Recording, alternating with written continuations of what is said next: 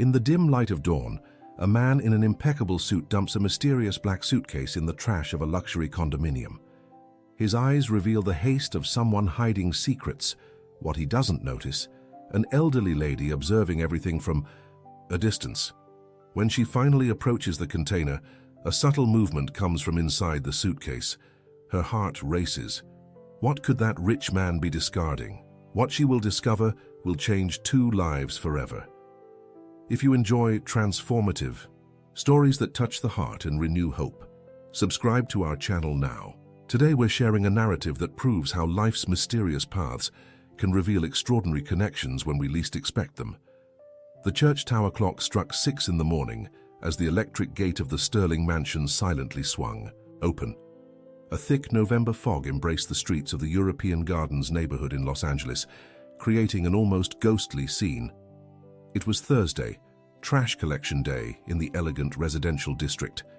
Daniel Sterling, a man of 48 years, dressed in an immaculate Armani suit, emerged from the property carrying a heavy black suitcase. His hurried steps contrasted with his usual confident demeanor. His eyes, normally cold and calculating, swept the street with poorly disguised anxiety. Across the street, on the 3rd floor of a modest apartment building that resisted real estate speculation, Mrs. Augusta Rodriguez peered through the slightly open window.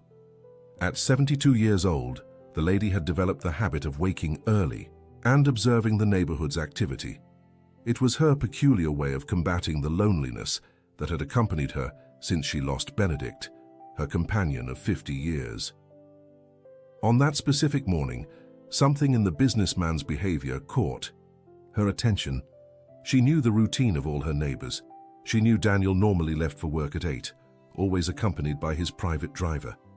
Seeing him alone at that hour, personally carrying luggage to the communal dumpster, was, at the very least, unusual.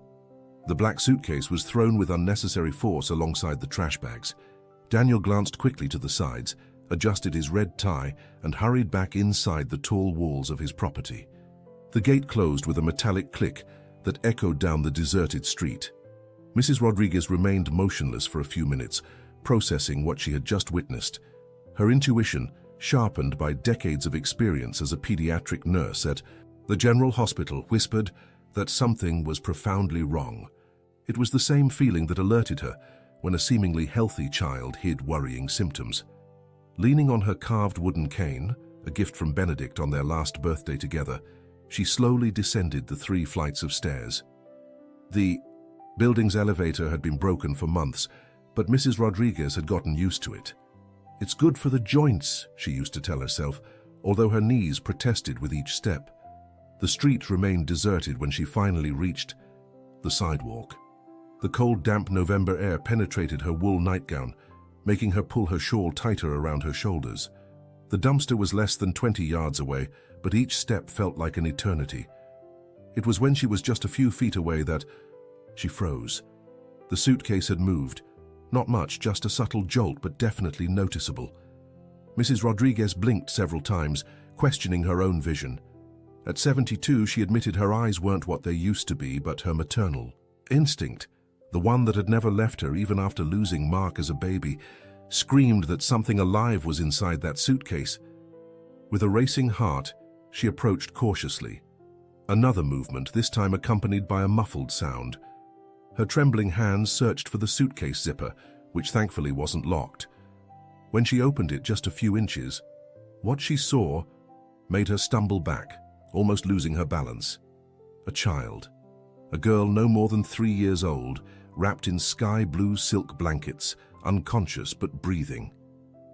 The small chest rose and fell at a steady rhythm, and the angelic face was framed by golden curls. A designer dress, small jewels that sparkled even in the morning gloom. Everything indicated that this child came from a very different world than Mrs. Rodriguez's. "My God," she murmured, making the sign of the cross. Her nurse instincts immediately took over.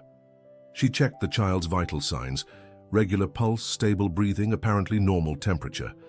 The symptoms suggested sedation, nothing more serious. For a moment, Mrs. Rodriguez considered shouting for help, calling the police, doing what any sensible person would do. but something stopped her. Perhaps it was the way the child instinctively snuggled into her arms when she lifted her, or the way the tiny fingers closed around her shawl. Or perhaps it was simply the emptiness she had carried in her heart for 40 years, since that terrible day at the hospital when they said her baby hadn't survived childbirth. With considerable effort for a woman her age, she managed to lift the child, who weighed no more than 30 pounds, and began the slow journey back to her apartment. The suitcase, she decided, could wait. The important thing now was to ensure the safety of that small soul. The climb up the stairs was agony. Each step required a pause to catch her breath, but Mrs. Rodriguez persisted, murmuring prayers and words of comfort to the sleeping child. When she finally reached her apartment 302, she was exhausted but determined. The two-bedroom apartment was modest but impeccably clean. Antique but well-maintained furniture occupied the living room. Framed photographs covered almost every surface of the bookshelf, memories of a lifetime, most of them of her and Benedict at various stages of their marriage. There was only one baby photo, faded by time, hidden behind the others. Mrs. Rodriguez carefully laid the girl on her own bed, surrounding her with pillows to prevent falls. Only then did she have time to examine the child more closely. Besides the expensive clothes, she noticed a small gold chain with a star-shaped pendant. Engraved on the back, in tiny letters, was the name Starlight. Starlight, she repeated, softly, stroking the golden curls. What a beautiful name. While waiting for the child to wake, Mrs. Rodriguez braced herself for what she knew was inevitable, the moment of decision. Should she call the authorities immediately? It was the right thing to do, the logical thing. But something about the whole situation deeply disturbed her. Why would a rich man throw a child in the trash, and why sedated? Her reflections were interrupted by a soft moan. Starlight was waking up. Her blue eyes, like the winter sky, opened slowly, unfocused at first, then gaining clarity. When they focused on Mrs. Rodriguez, the lady expected to see fear, confusion, perhaps even panic. Instead, the girl smiled, a sweet, trusting smile that broke the elderly woman's heart. "Grandma," the child murmured, reaching out her little arms. Mrs. Rodriguez felt tears burn her eyes. No one had called her that for 40 years. Without thinking, she hugged the girl, who snuggled into her lap as if she had always belonged there. "It's all right now, my angel," she whispered, gently rocking the child. "Grandma's here." It was just the beginning of a journey that would change both their lives forever. Mrs. Rodriguez didn't know it yet, but in that embrace, a destiny intertwined. By invisible threads of the past, woven by the divine itself in its mysterious plan, was sealed. The first few hours of that morning completely transformed the silent routine of apartment 302. Mrs. Rodriguez, accustomed to the monotonous ticking of the wall clock and the occasional noise of neighbors, now found herself surrounded by the soft sounds of a child exploring a new environment. Starlight, fully awake from the sedative's effect, showed charming curiosity. Her little blue eyes examined every corner of the modest apartment with genuine fascination. For Mrs. Rodriguez, watching that small creature discovering her world was like watching a miracle unfold. "Grandma has books," the girl exclaimed, pointing to the bookshelf filled with old volumes that occupied an entire wall of the living room. "Yes, my angel. Grandma loves to read," Augusta replied, still getting used to the title the child insisted on using. "Do you like stories?" Starlight nodded vigorously, her golden curls bouncing. "The angry man doesn't let me have books, says girls don't need stories." Mrs. Rodriguez's heart ached. Angry man? Could it be Daniel Sterling? Each small revelation from the child painted a disturbing picture of her previous life. While preparing an improvised breakfast, warm milk with homemade cookies she always kept for rare visitors, Augusta observed the girl's every movement. Despite the expensive clothes and delicate jewelry, Starlight showed a touching simplicity. She was amazed by the cheese cookies, as if she had never tasted anything so delicious. "In the big house I eat alone," the child commented between bites. "The lady in white brings the food and leaves. She can't talk to me." "And your mommy? Dear, where is she?" Augusta asked gently. Starlight's little face visibly saddened. "Mommy went to heaven," the angry man said. "She turned into a star like my name." The lady felt a lump form in her throat. An orphan, then. This partially explained the situation, but there were still many unanswered questions. Around 9 o'clock, Mrs. Rodriguez went down again to retrieve the suitcase. The dumpster had already been emptied by the garbage truck, but she had managed to hide the luggage behind some bushes before the collectors arrived. The weight of the suitcase surprised her. In addition to the child, it certainly contained other items. Back in the apartment, with Starlight entertained coloring in an old drawing book Augusta had kept for years, she carefully examined the suitcase's contents. Besides the silk blankets, she found more designer children's clothes, some expensive but apparently unused toys, documents in a sealed envelope, and curiously, a very worn cloth doll that completely clashed with the rest. It was this doll that caught Starlight's attention when she saw Grandma rummaging in the suitcase. "Lulu!" she shouted, running to hug the worn toy. "You brought Lulu!" The child's reaction to the simple cloth doll was much more intense than to any other luxurious item in the suitcase. She clutched the toy to her chest, tears of joy streaming down her little face. "Lulu was Mommy's when she was little," Starlight explained, calmer now. "It's the only thing the angry man let me keep." Just then the intercom rang, making both of them jump. Mrs. Rodriguez cautiously approached the device. "Who is it?" "Mrs. Rodriguez, it's Sarah from 203. Is everything all right up there? I saw you coming up with a child early today and I got worried." Sarah was the gossipy neighbor downstairs, known for knowing everything that happened in the building. Augusta needed to think fast. "Oh, hi Sarah. Yes, everything is fine. It's my great-niece who came to spend a few days with me. The family had an unexpected situation." "Great-niece? You never mentioned." "She's from Benedict's side, you know how it is. We lost touch for years, but now we're reconnecting." There was a pause on the other end. "Oh, that's good.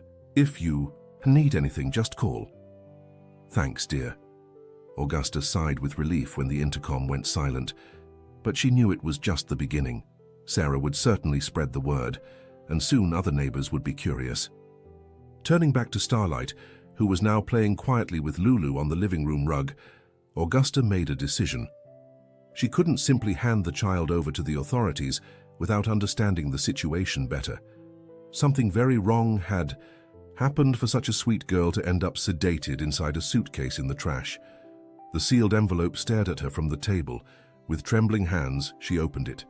Inside, several documents: birth certificate, Estrella Maria Alencar Sterling, 3 years and 4 months, updated vaccination record, recent medical reports, and, most intriguing, an adoption document dated 2 years prior. Daniel Sterling was listed as the legal adoptive father. At the bottom of the envelope, a handwritten sheet on lawyer's letterhead detailed arrangements for international custody transfer. The destination mentioned was an institution in Switzerland specializing in children with special needs. "Special needs," Augusta murmured, looking at Starlight. The child seemed perfectly healthy and normal. In fact, she showed above average intelligence for her age.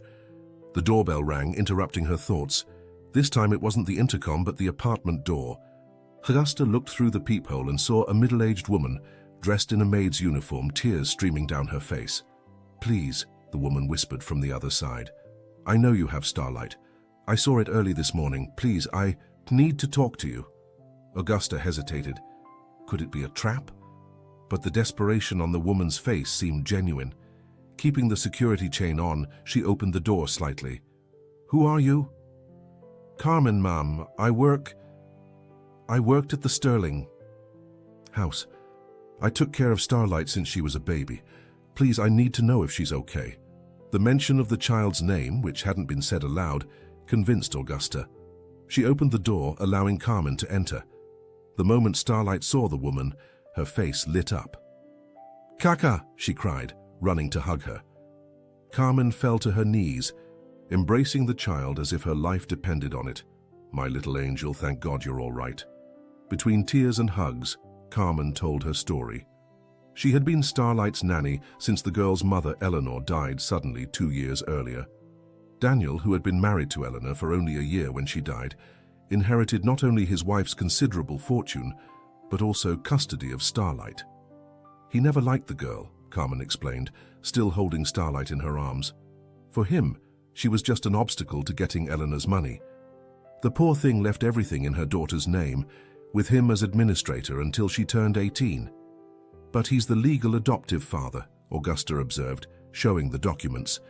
Carmen shook her head. That was after Eleanor died. He forged the paperwork, I'm sure. Eleanor would never allow that. She barely trusted him with the household accounts, let alone with her daughter. The story grew darker. Carmen revealed that in recent weeks, Daniel had fired almost all the old staff in the house, keeping only those who had no emotional connection to Starlight. Carmen herself had been dismissed the night before, with orders to leave immediately. I should have suspected, she sobbed, but I never imagined he would be capable of throwing her in the trash as if she were nothing, Augusta finished, her voice trembling with indignation. Carmen nodded. Last night he gave me a sedative to give her, said it was vitamins. I gave it. God forgive me, I gave it. I thought it was really medicine. Starlight, who had been listening quietly until then, squeezed Carmen's hand. Don't be sad, Kaka, Grandma took care of me. It was then that Carmen really looked at Mrs. Rodriguez. Mom, aren't you scared? He's powerful. He has contacts everywhere. When he finds out she's alive... Augusta straightened her shoulders, an iron determination shining in her tired eyes. My daughter, I've lived a long life. I lost my husband. I lost my only child as a baby. What more can I fear? This child came to me for a reason, and I won't abandon her. But he'll come after her. Then we'd better be prepared, Augusta replied firmly. Carmen, you said you worked for Eleanor. Do you know anyone in her family? Lawyers, relatives, anyone who can help us? Carmen thought for a moment. Eleanor had a cousin, Dr. Marina. She's a family lawyer, the kind who protects children. They were very close, but after Eleanor died, Daniel forbade visits. Do you know where to find her? Yes, I do. She has an office downtown. But will she believe us? Augusta looked at Starlight, who was now playing quietly with her doll Lulu, humming a soft melody. We have to try. This child deserves justice and safety. Carmen agreed, but added, there's one more thing, that doll Lulu. Eleanor always said it was special, that it had a secret. I never understood what she meant, but she insisted that the doll always stay with Starlight. The three improvised generations, the lonely elderly woman, the dedicated nanny, and the resilient child, looked at each other. Outside, the city continued its frantic pace, oblivious to the drama unfolding in the modest apartment 302. But inside, a bond was being forged, an unlikely alliance against greed and cruelty. Mrs. Rodriguez took her rosary from the nightstand drawer. Let's pray first, she said. Ask for protection and wisdom. Then we'll fight. As the three knelt together, the morning sunlight streamed through the curtains, illuminating the scene with an almost celestial glow. Somewhere, Mrs. Rodriguez was sure greater forces were at work. The fact that she had woken up at exactly the right moment, had seen Daniel with the suitcase, had had the courage to investigate, none of it was a coincidence. Our Father, who art in heaven, she began, and two other voices joined hers, creating an imperfect but deeply moving harmony. Outside, no one would imagine that on the third floor of that old building, a battle between good and evil was about to begin. And at the center of it all, a worn cloth doll held a secret that could change everything. Afternoon fell over Los Angeles with its usual haste, bringing with it the chaos of traffic and the typical hustle and bustle of the city center. At the law firm Marina Alencar and Associates, located on the 20th floor of a mirrored building on Wilshire Boulevard, Dr. Marina herself was reviewing cases when her secretary knocked on the door. Doctor, there are two ladies here who insist on speaking with you. They say it's about your cousin Eleanor. Marina looked up from her papers, her heart skipping a beat. Eleanor had been dead for 2 years, but the mere mention of her name still caused a sharp pain. They had been more than cousins, they were like sisters, confidants since childhood. Send them in, she said, trying to control the emotion in her voice. Mrs. Rodriguez and Carmen entered the elegant office, clearly uncomfortable with the sophisticated environment. Marina quickly studied them. A dignified-looking, elderly lady and a middle-aged woman in a maid's uniform. They were not the usual type of client who sought her firm specializing in high-end family law. "Please have a seat," Marina indicated the leather armchairs in front of her desk. "What does this have to do with Eleanor?" It was Mrs. Rodriguez who spoke first, her voice firm despite the delicate situation. In 20 minutes, she recounted all the events of that extraordinary morning, from the moment she saw Daniel throwing the suitcase in the trash to Carmen's arrival at her apartment. Marina listened in silence, her professional face not betraying the emotions boiling within. When Augusta mentioned Starlight, she could no longer maintain her composure. "Estrella is alive." Her voice trembled. "Daniel told me. He said she had been sent to a clinic in Europe, that she had developed psychological problems after her mother's death." "Lie," Carmen exploded. "That child is the most normal and sweet I've ever seen. He made it all up." Marina stood up abruptly, walking to the window. The city view stretched before her, but her eyes saw nothing but memories.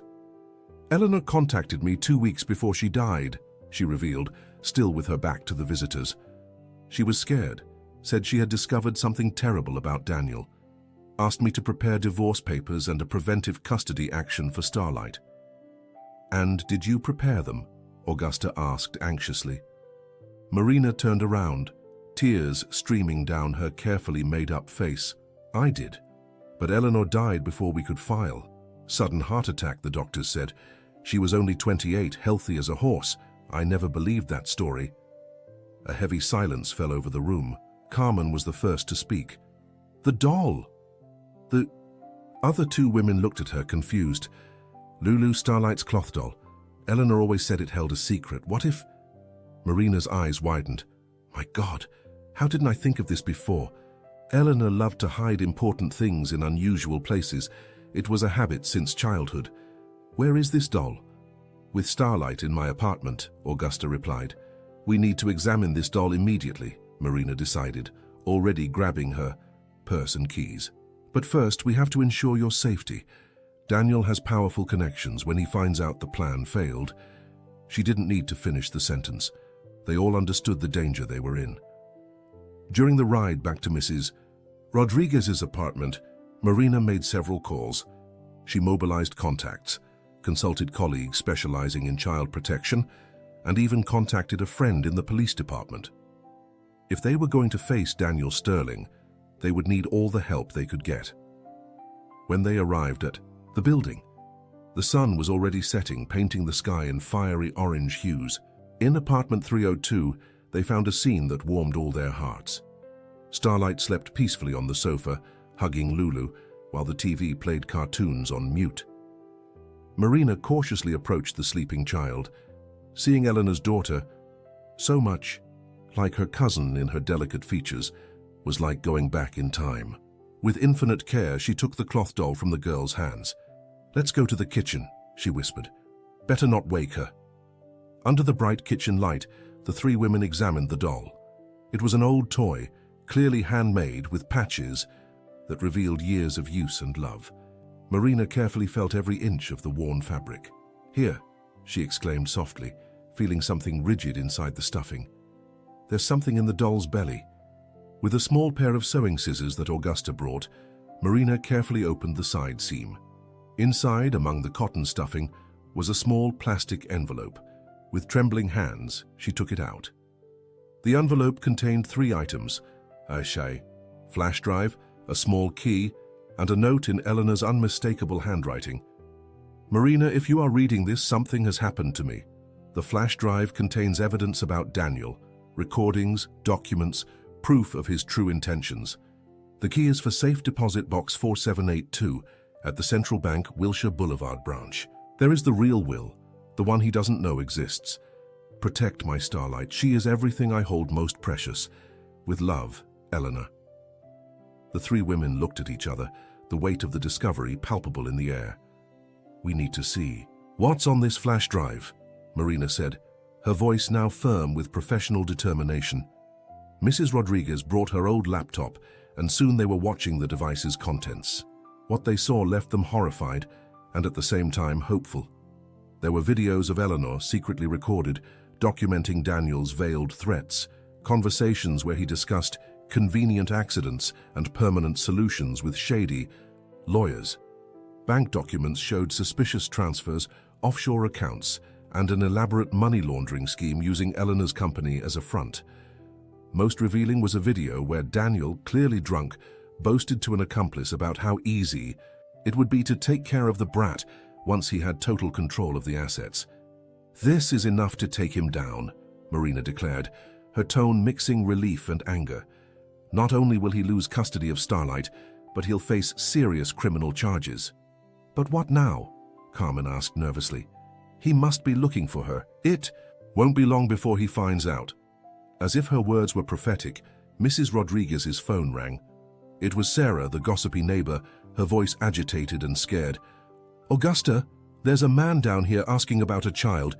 He's showing pictures, says he's the father, and his daughter was kidnapped. What's going on?" The blood ran cold in the three women's veins. Daniel had found a lead. "Sarah, don't tell him anything," Augusta replied, trying to keep calm. "Say you didn't see anything." "But he's very agitated. He threatened to call the police." Marina took the phone. "This is Dr. Marina Alencar, the family's lawyer. Please do not provide this man with any information. If he insists, tell him that any matters should be handled through the appropriate legal channels." On the other end of the line, they heard raised voices and then the sound of heavy footsteps coming up the stairs. "He's coming," Sarah shouted before hanging up. Marina immediately dialed her contact in the police. "Paul, it's urgent. I need a patrol car at the address I'm sending you. We have a situation of possible domestic violence and attempted kidnapping." While Marina was on the phone, Carmen ran to wake Starlight, and Augusta went to the door, locking it and engaging the security chain. The banging started seconds later, strong, insistent, violent. "Open up!" Daniel Sterling's voice thundered from the other side. "I know she's in there. Give me back my daughter immediately." Starlight, now awake and scared, clung to Carmen. "It's the angry man," she whimpered. "Don't let him take me." "We won't, my angel," Augusta assured, surprised by her own courage. "Grandma promised to protect you." Marina approached the door, using her most professional tone. "Mr. Sterling, I am Dr. Marina Alencar, the family's lawyer. I suggest you leave immediately. Any attempt at forced entry will be considered breaking and entering." "Marina?" Daniel sounded surprised. "You're in on this. That old woman kidnapped my daughter." "I have evidence that suggests otherwise, Mr. Sterling. The police are on their way. If you want to discuss Starlight's custody, we'll do it in court." There was a moment of tense silence. Then they heard the sound of approaching sirens. "This won't stand," Daniel shouted. "You don't know who you're messing with. I'll destroy all of you." The footsteps quickly retreated, followed by the sound of a car door slamming and tires squealing. When the police arrived minutes later, Marina had already prepared an initial presentation of the evidence. Detective Paul Jackson, her longtime friend, listened attentively as she explained the situation. "It's a delicate case," he admitted. "Sterling has influence, but this evidence is strong. I'll request an immediate protection order for the child and initiate a formal investigation." "What about us?" Augusta asked. "Are we safe here?" Paul looked around the modest apartment. "It's not ideal. I suggest you find a safer location temporarily. Marina, can you arrange that?" Marina nodded. "I have a country house in the mountains. It's isolated, safe. We can go there until things calm down." While the detective briefed his officers and Marina made calls to arrange logistics, Augusta sat beside Starlight, who was now clutching Lulu even tighter. "Grandma," the child whispered, "are we going to stay together?" Augusta hugged the girl, feeling the weight of responsibility and at the same time a lightness she hadn't experienced in decades. "Yes, my angel. We'll stay together. I promise." Outside, night fell over Los Angeles, wrapping the city in its cloak of lights and shadows. Somewhere in that impersonal metropolis, Daniel Sterling was plotting his next move. But in apartment 302, three women of different generations and a Precious child formed a circle of protection and love. Carmen began softly singing a lullaby she used to sing to Starlight as a baby. Marina held the flash drive as if it were a sacred talisman, and Augusta, with her rosary intertwined in her fingers, murmured prayers of thanks and pleas for protection. The doll Lulu, now empty of its secrets but still full of love, watched everything with its button eyes, a silent witness to how fate sometimes uses the most unlikely means to deliver justice. "We need to get ready to leave," Marina announced, hanging up the phone. "We have a long journey ahead of us, but at least now we have hope." As they began preparations for the trip, none of them could imagine the revelations still to come, the challenges they would face, or the extraordinary outcome that fate had in store. But one thing was certain: united, they were stronger than any threat Daniel Sterling could pose. The real battle was just beginning. The country house in the mountains emerged from the morning mist like a refuge from a fairy tale. Built in Swiss style with stone walls and dark wood, it stood isolated on a hilltop, surrounded by pine trees that whispered secrets to the cold mountain wind. The 3-hour drive had been tense. Marina drove her armored SUV while constantly checking the rearview mirror. Carmen kept Starlight entertained with stories and songs, while Mrs. Rodriguez watched the landscape gradually change from the concrete jungle to the green mountains. "We're here," Marina announced, parking in front of the covered porch. "We'll be safe here for a while." The house, a legacy from Marina's parents, had been her private retreat for years. Fully equipped with a modern security system, it was the perfect hiding place. But more than that, it was a place where they could breathe, plan, and protect Starlight properly. "What a beautiful place," the child exclaimed, her eyes sparkling at the sight of the gardens and the stunning view of the valley. While they settled in, Marina contacted her office. The news wasn't entirely encouraging. "Daniel is moving heaven and earth," her assistant reported by phone. "He's hired Brandon Associates, contacted media outlets. He's spreading the word that his daughter was kidnapped by a gang." Marina sighed. She knew the reputation of the brand. Lawyers, they were known for using aggressive and not always ethical tactics.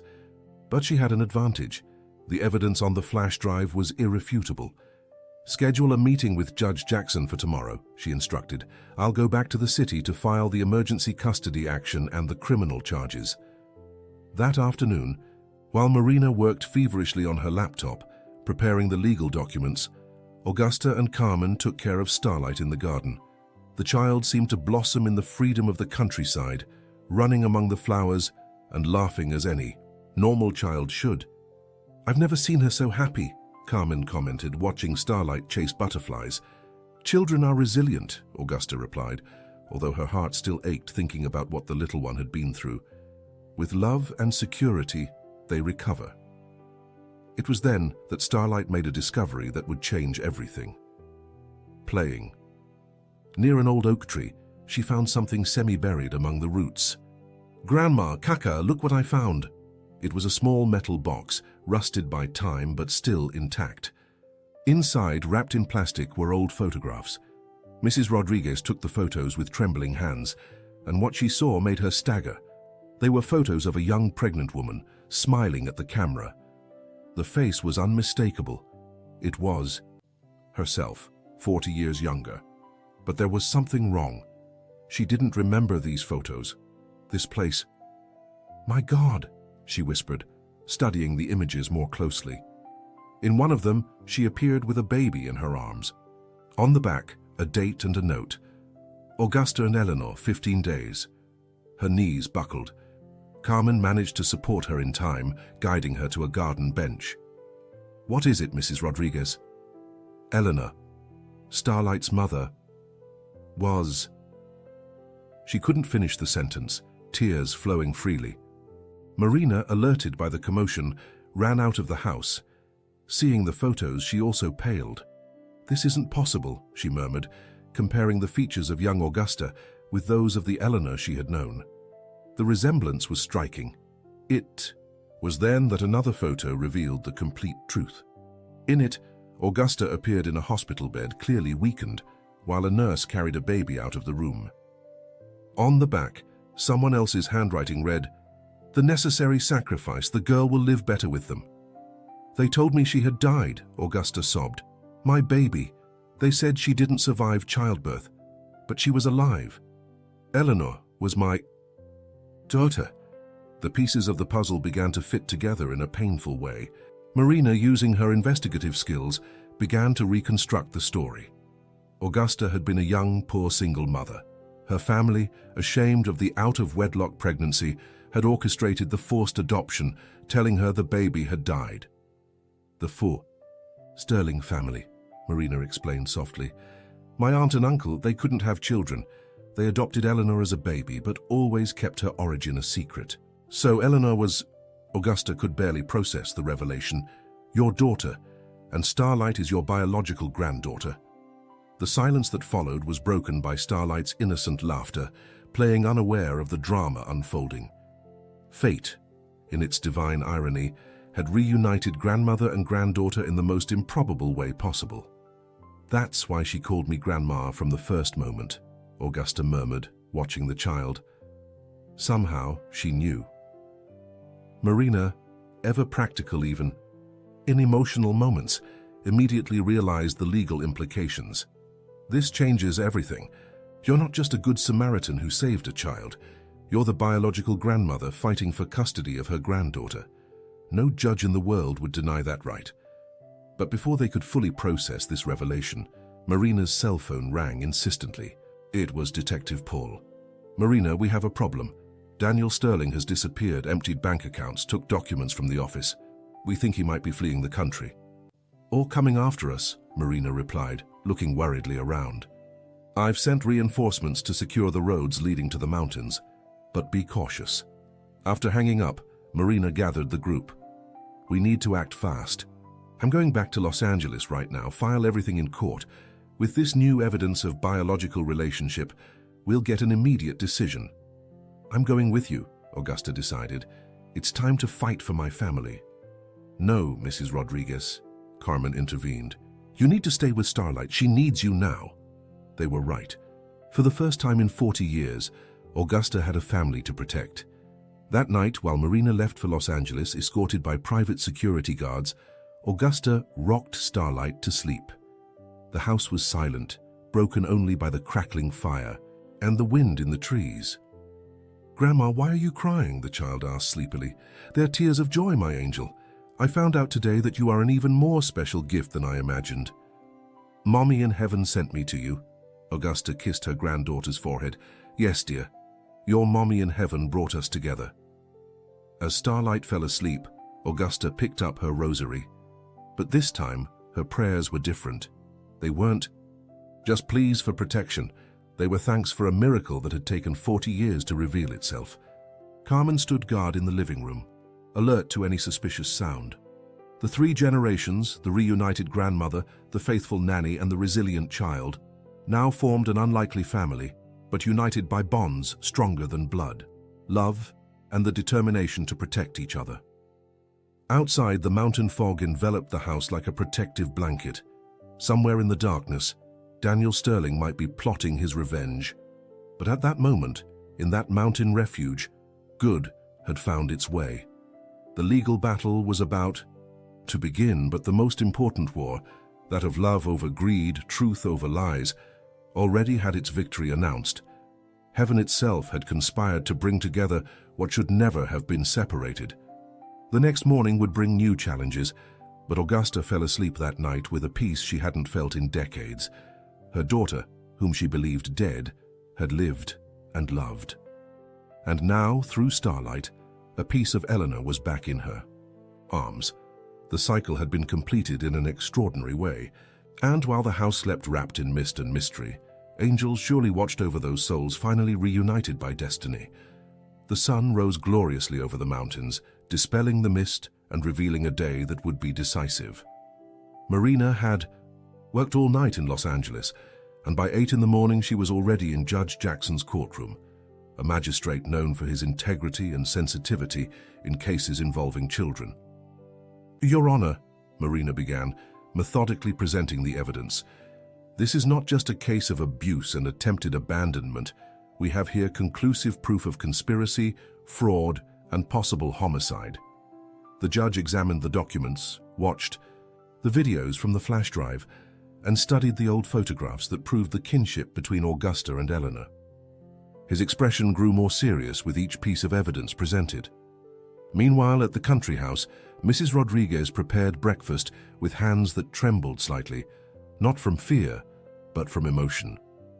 Watching Starlight eating pancakes with homemade jam was like glimpsing the ghost of Eleanor as a child, memories she never had the chance to create. "Grandma, when is Aunt Marina coming back?" Starlight asked between bites. "Soon, my angel. She's taking care of important things. So we can always be together." Carmen, vigilant as always, discreetly patrolled the windows. The security guard Marina had left watched the main gate, but she couldn't shake the feeling that something was about to happen. Her intuition proved correct. Around 10 o'clock, the guard alerted on the radio. "Car approaching. Unidentified. License plate." Carmen ran to the window and froze. It was Daniel Sterling alone, his face a mask of grim determination. "Take Starlight to the back bedroom," she urgently instructed Augusta. "Lock the door and don't come out for anything." Augusta grabbed her granddaughter and ran. Starlight, sensing the danger, hugged Lulu tightly and fell silent. She had learned too early to recognize moments of peril. Daniel got out of the car, ignoring the security guard's protests. Carmen saw him push the man and march towards the house. Quickly, she grabbed the phone to call the police. "Open up, Carmen!" Daniel's voice echoed through the door. "I know they're in there. I've come for what's mine." "Starlight isn't yours," Carmen shouted back, buying time. "She never was. You just wanted the money." "That old woman had no right to interfere. Estrella is my legal responsibility." From the back bedroom, Augusta heard the argument while hugging Starlight. The girl whispered, "Grandma, I'm scared." "I know, my love. But remember what I always say? When we're scared, what do? We pray," the child replied in her sweet little voice. "That's right. Shall we pray together?" While grandmother and granddaughter murmured a prayer, the situation in the living room intensified. Daniel had started pounding on the door with increasing force. It was then that something extraordinary happened. Carmen's phone rang. It was Marina. "We did it," the lawyer announced triumphantly. "The judge granted emergency custody to Mrs. Rodriguez and issued an arrest warrant for Daniel. The police are on their way." Carmen barely had time to process the news. With a crash, Daniel managed to break down the door. He entered like a hurricane, his eyes sweeping the room. "Where is she?" he growled. Carmen bravely positioned herself between him and the hallway leading to the bedrooms. "It's over, Mr. Sterling. Justice has already been served. Custody belongs to the true grandmother." "Grandmother?" Daniel seemed momentarily confused. Then his expression changed to something more calculating. "It doesn't matter. I have resources, contacts. I'll overturn any decision." "With what money?" Carmen challenged. "The judge has already frozen your accounts. The evidence on the flash drive shows all your crimes." The fury on Daniel's face was replaced by despair. For a moment, Carmen saw not the powerful and cruel man, but someone lost in his own greed. "I did everything for her," he shouted, but his words sounded hollow. "Eleanor didn't love me. She just married me for convenience. That child is just another reminder that I was used." "Then why didn't you leave her alone?" Carmen asked, her voice mixing anger and pity. "Because," Daniel faltered, "because without the money, what do I have left? My whole life I built an image, an empire. Without that, I'm nothing."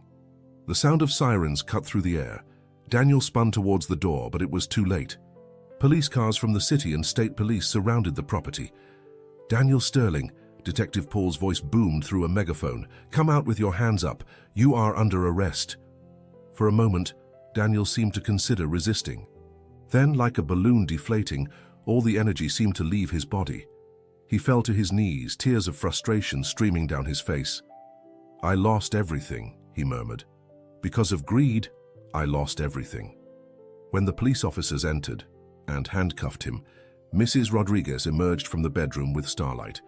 The child watched the man she had so feared being taken away, and to everyone's surprise walked up to him. "Uncle," she said softly, using the term she rarely used to address him, "Mommy in heaven said you need to forgive to be happy." "Daniel, looked at the child he had tried to discard as trash, and for the first time saw beyond his own interests. He saw the purity, the innocence, the unconditional forgiveness that only a child can offer. "Forgive?" His voice cracked. "Forgive Uncle, Starlight?" The girl nodded solemnly, then ran back to Augusta's arms. As Daniel was led away, something in him seemed to have changed, a spark of humanity that perhaps could still be saved. Marina arrived minutes after the police, bringing with her the court decisions. "It's all settled," she announced, hugging her newly discovered cousin Augusta. "Starlight is officially under your guardianship, and what's more, the judge has ordered that all of Eleanor's inheritance be administered by a board until Starlight reaches adulthood." "And Daniel?" Carmen asked. "He'll face trial on multiple charges, but curiously the judge also ordered psychological counseling. It seems there's hope for rehabilitation." That afternoon, as the dust settled, the four women gathered in the house's garden. Starlight played carefree, finally free from the fear that had haunted her for so long. "It's strange," Augusta reflected, watching her granddaughter. "I spent 40 years regretting a daughter I thought I had lost. Eleanor grew up, lived, loved, and I wasn't there. But God, in His infinite wisdom, gave me a second chance through Starlight." Marina held her cousin's hand. "Eleanor would be grateful to know her daughter is with her true family, and I'm sure in some way she orchestrated all this from above." "The doll Lulu," Carmen remembered. "It was Eleanor who guided us to the truth." As the sun set over the mountains, painting the sky with shades of gold and pink, Starlight ran to her grandmother with a handful of wildflowers. "For you, Grandma, because you saved me." Augusta hugged her granddaughter, tears flowing freely. "No, my angel, you saved me. You brought life back to this old heart." Night fell peacefully over the mountains. In the country house, an improvised but genuine family prepared for the future. Carmen had agreed to stay as housekeeper and companion. Marina had promised frequent visits, and Augusta and Starlight began a new life together. Before sleeping, Augusta took Starlight to the garden to see the stars. The clear mountain sky offered a stunning spectacle. "See that brightest star?" Augusta pointed. "That's your mommy watching over you." "And the one next to it?" Starlight asked. "That's my Benedict, your real grandfather. They're together now, taking care of us." "Then we have a big family," the child exclaimed. "Some in heaven, some on earth." "Exactly, my love. And family is forever." As they returned to the house, Augusta silently thanked God for the series of seemingly tragic events that had resulted in the greatest gift of her life. At times, she reflected, God writes straight with crooked lines.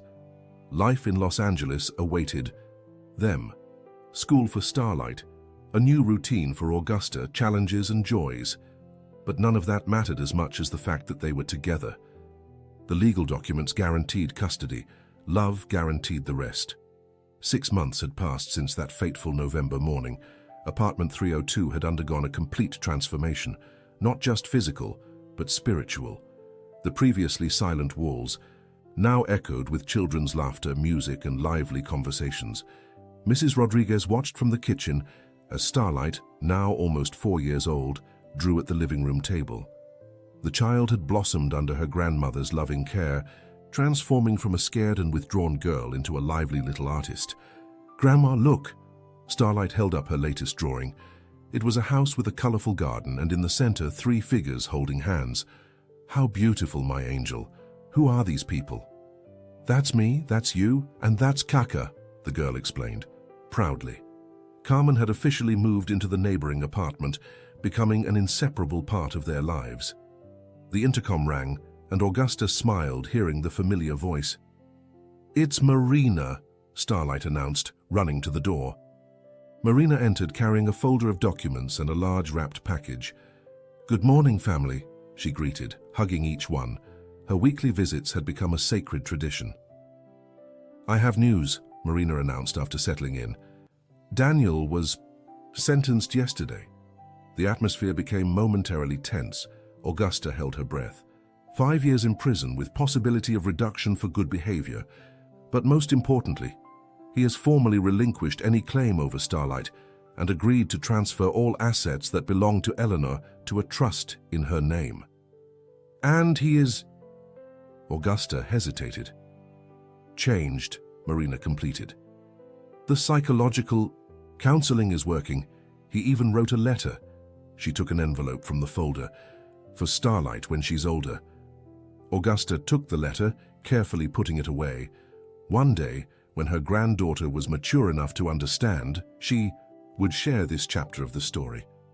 And now, the best part, Marina revealed the package. A special gift.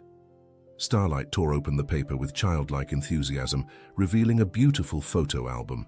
On the cover, in gold letters, "Our family, past, present, and future." Open it, Marina encouraged. The first pages contained the old photos they had recovered. Young Augusta, baby Eleanor, precious moments that had been denied but were now celebrated. The following pages showed adult Eleanor, her marriage, newborn, Starlight. And the last pages captured the new moments. Their first trip to the park together, Starlight's 4th birthday, Carmen teaching her how to make cookies. "It's our story," Starlight exclaimed, fascinated. "Yes," Augusta confirmed, tears of joy in her eyes. "Our story of love and overcoming." At that moment, the apartment seemed to shine with a special light. The simple but cozy furniture, the plants that now decorated every corner, Starlight's drawings proudly framed. Everything told a story of rebirth and hope. "You know," Augusta began, looking at her companions, "I spent 40 years thinking God had abandoned me. That losing Eleanor was a punishment. But now I understand he was preparing something bigger."